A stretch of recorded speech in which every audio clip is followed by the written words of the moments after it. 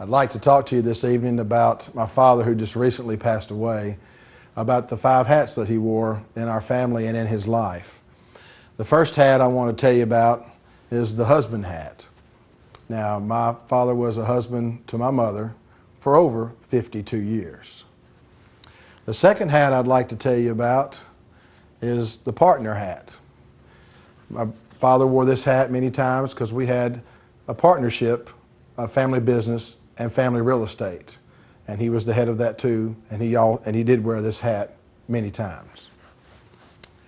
The third hat I'd like to tell you about is the Papaw hat. As you can see, he was called grandfather, but he liked the word Papaw. And we put this on his hat for him because of the 8 grandchildren that he has. But the 2 hats that affected me the most were the president and father hat. I worked for my father for over 20 years. And while I was working for my father, I wanted to go deep sea fishing one time. And I went to my father and told him that I was going to head out and go deep sea fishing and that I would stay late. I know we had a lot of work. And he said, well, you can't go. We've got a lot of work for you to get out this weekend. I need you to work. Well, I went ahead and went anyway.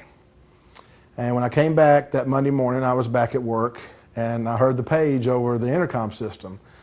Now, my dad had 2 ways of paging me. First, it was, Dale, come to my office, and I knew that was something to do with business.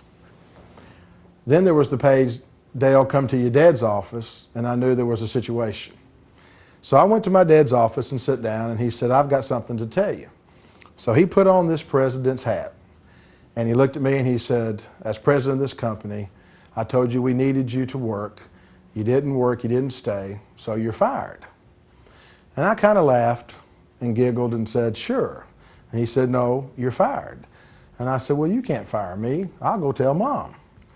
And he kind of laughed at that, but then he turned around and said, well, you go tell your mother, but you're fired. So at that time, I realized that he was serious, and I thought, well, I've got enough training here. I can probably find another job at another printing company. So I got up, and as I was walking out the door, he put the president hat up, and he reached in, and he got the father hat out. And he put that father hat on his head, and he came from out around the desk, and he put his arm around me, and he said, son, I've heard you just lost your job. Is there anything I can do for you?